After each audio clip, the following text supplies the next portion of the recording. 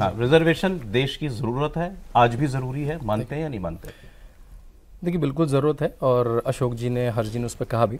अशोक जी ने बोलते सब कहा, ऐसा हज़ारों सालों से हुआ है। मैं पिछले 5-6 साल से रामायण का अध्ययन कर रहा हूँ, स्क्रिप्चर्स का अध्ययन कर रहा हूँ, तो जो मेरी जो पढ़ाई है उसको मैं, मुझे आप अगर 1 मिनट तो बताना चाहूँगा। हमने 3 शब्दों का उपयोग करा भी, वर्णा, जाति और कास्ट। क्या ये तीनों शब्द एक हैं? ये तीनों शब्द एक नहीं है। वर्ण क्या है? जो हमारे चतुर्वर्ण है, जिसमें है ब्राह्मण, जिसमें क्षत्रिय, जिसमें वैश्य, जिसमें शूद्र। फिर जाति एक प्रोफेशनल कैटेगरी है, जो जैसे मैं ओरिजिनली कॉन्सेप्चुअलाइज कर रहे थे, आज जैसे उस पर आते हैं, जैसे कॉन्सेप्चुअलाइज हुए थे। जाति आपकी प्रोफेशनल कैटेगरी है। अगर आप गौपालन का काम करते हैं, आप यादव हैं। अगर आप सोनार का काम करते हैं, आप सोनी है। ऐसे बहुत सारी जाति के, जैसे आज एक तरह का फिकी हो गया, नैस्कॉम हो गया, एक तरह का जाति का ग्रुप था। अब इसमें जो 2 चीजें हैं, क्या इसमें हायरार्की है कि ये ऊपर है ये नीचे है क्या? पहली बात, ऐसे उदाहरण मिलते हैं क्या? बहुत सारे, 1-2 उदाहरण पे नहीं जाऊंगा मैं। क्या ऐसे मल्टीपल उदाहरण आते हैं कि इसमें हायरार्की है कि ये ऊपर ये नीचे? बिल्कुल नहीं। क्या इसमें इंटरचेंजेबिलिटी है कि मैं इस जाति से उस जाति में आ सकता हूं? मल्टीपल उदाहरण है, बड़े बड़े उदाहरण है कि ऋषि वाल्मीकि जो ब्राह्मण कुल में नहीं पैदा हुए, वो भारत के सर्वोच्च ऋषियों में माने जाते हैं। आज की बात मैं पहले मुझे कॉन्टेक्स्ट सेट करने दीजिए। वो सर्वोच्च ऋषियों में संदर्भ सेट करना बहुत जरूरी, क्योंकि हिस्टोरिक बात है। हिस्टोरिक बात को बिल्कुल हम चटपटी बातों से देखेंगे तो हम असेस नहीं कर पाएंगे। ऋषि वाल्मीकि, ऋषि वेदव्यास जो भारतीय परंपरा में 2 उच्च के ऋषि हैं, जो ब्राह्मण कुल में पैदा नहीं हुए। जो हर्षवर्धन जी ने कहा, बहुत काम की बात थी कि जो क्षत्रिय बड़े कुल हुए, जो इंडिया की बड़ी बड़ी डायनेस्टी हुई, वो क्षत्रिय समाज से आते नहीं है। मौर्य डायनेस्टी वो क्षत्रिय समाज से नहीं आती है। गुप्ता डायनेस्टी वो क्षत्रिय समाज से नहीं आती है। वो वही वाले गुप्ता थे जो आप वाले गुप्ता है? वो बिल्कुल वही वाले गुप्ता थे। मेरा बिल्कुल जेन्युइन वो वाले गुप्त नहीं थे।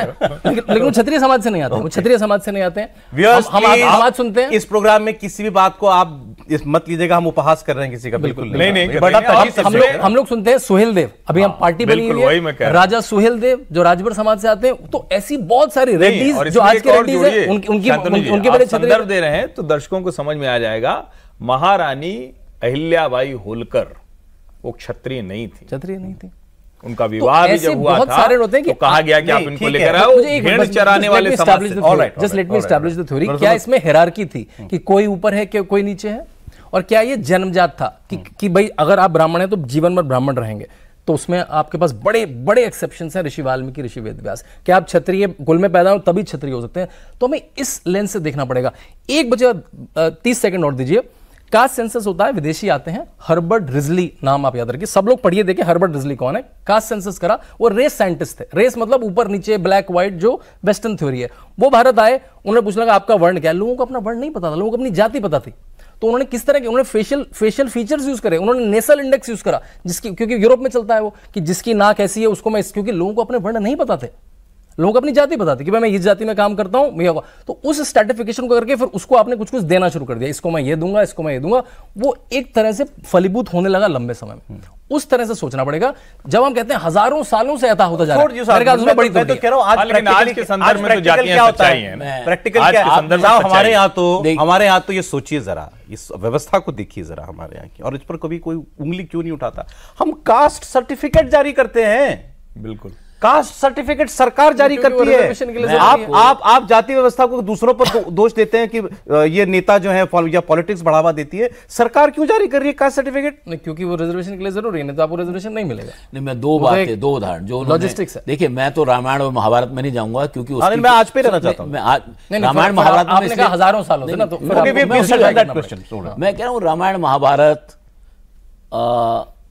उसके जो historical evidences, archaeological evidences questionable हैं। अभी हमको ये समझना है। लेकिन मैं आपको मॉडर्न डिबेट है तो मैं पता कि मैं उस डिबेट में जाना नहीं चाहता। मैं चाह रहा हूं आज की बात, टाइम भी कम होता है, टाइम भी आज के बहुत रिसेंट। मैं आपको जो हमारे नजदीक के हैं, मैं छत्रपति शिवाजी महाराज का उदाहरण दूंगा, मैं शाहू जी महाराज का उदाहरण दूंगा। ठीक है। वेदोक्त कंट्रोवर्सी पता है ना आपको, कि ब्राह्मण ने उनको जो संस्कृत श्लोकों से उनका राज्याभिषेक नहीं किया, और वो मुकदमा इंग्लैंड तक गया शाहू जी महाराज का।